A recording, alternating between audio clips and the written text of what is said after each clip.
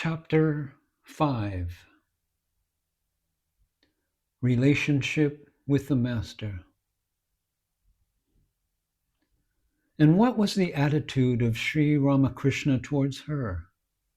Never for a moment did he look upon her as a wife, except for the fact that he owned a duty to her as regards her training in matters spiritual as well as earthly.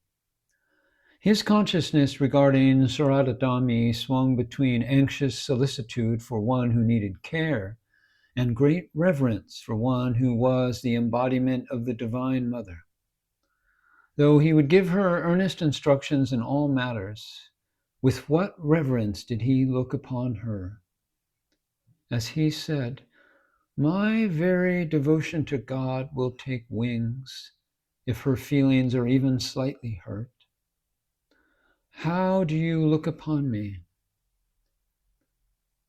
Sarada once asked Sri Ramakrishna as she was serving him and massaging his feet.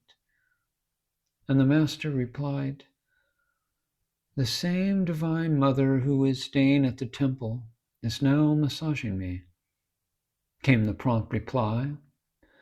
To him, there was no difference between Sarada and the deity in the Kali temple. But this was not the outcome of mere religious sentimentalism, an artificial attempt to look upon all women as the embodiment of the blissful mother. Everything Sri Ramakrishna said or believed was the result of his direct experience, and he was always bold in his experimentation, sometimes dangerously bold. Did he see in the image in the temple a living presence? Well, he must know for certain whether his vision was a fact or a hallucination.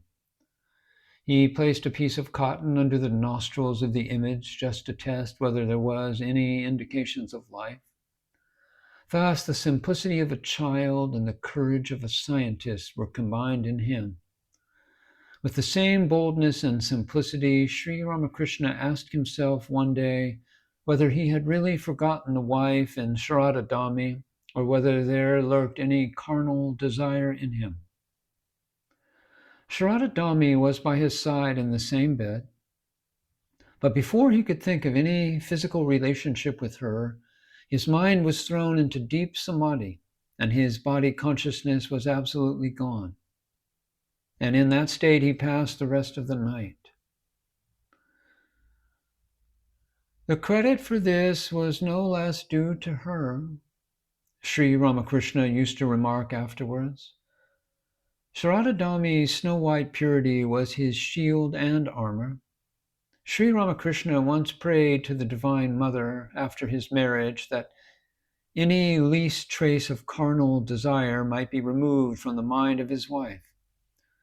Sri Ramakrishna would say in later times, "When I lived with her," meaning Sarada from day to day at this period, "I understood that the Divine Mother had really heard my prayer."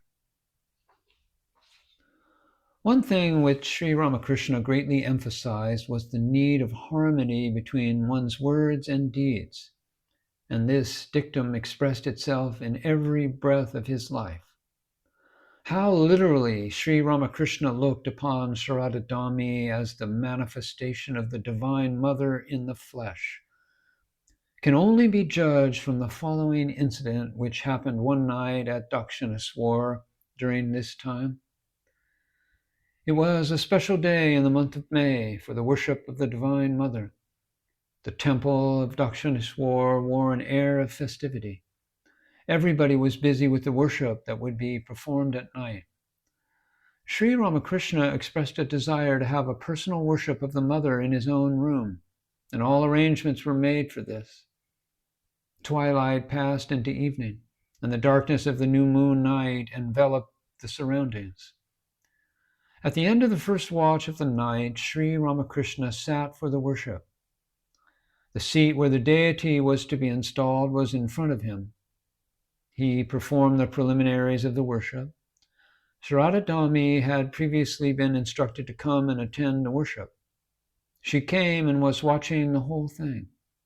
The spiritual atmosphere which was created by Sri Ramakrishna's intense devotion made Sarada Dami oblivious of the outside world, and she had already entered a mood of partial ecstasy. As Ramakrishna proceeded with the worship, he beckoned her to sit on the seat arranged for the deity. In that semi-conscious state, not knowing what she was doing, Sarada Dami took the seat reserved for the mother. Sri Ramakrishna went on with the procedure of the ritual, but it was not long before he was in complete samadhi, and so also was the one who was being worshipped.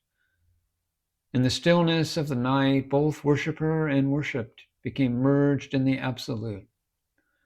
Hours passed before either came down to the plane of consciousness, even in a faint measure.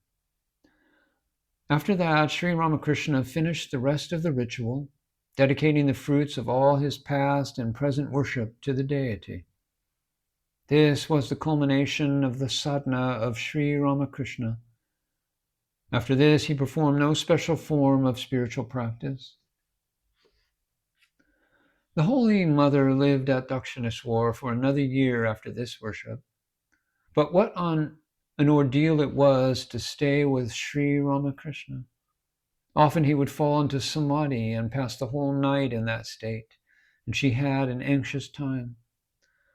One night, Sri Ramakrishna was so deep in samadhi that one might take him to be dead. In great anxiety, the Holy Mother had to send information to others for help.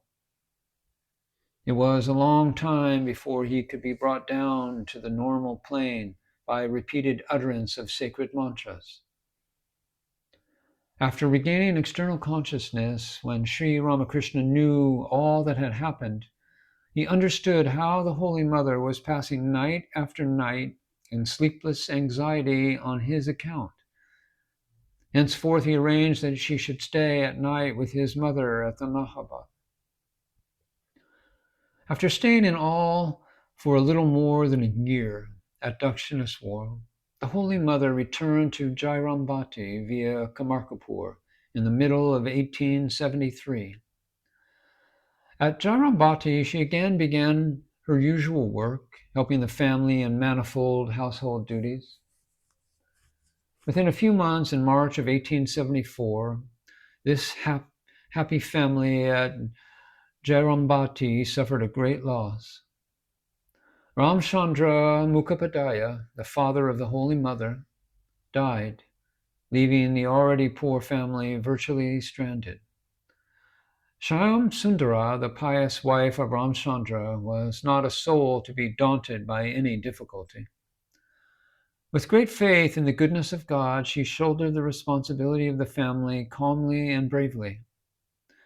To supplement the slender resources of the family, Shyam Sundara began to husk paddy for a neighboring family. During this hour of crisis, the Holy Mother stood by her mother and was a source of great strength.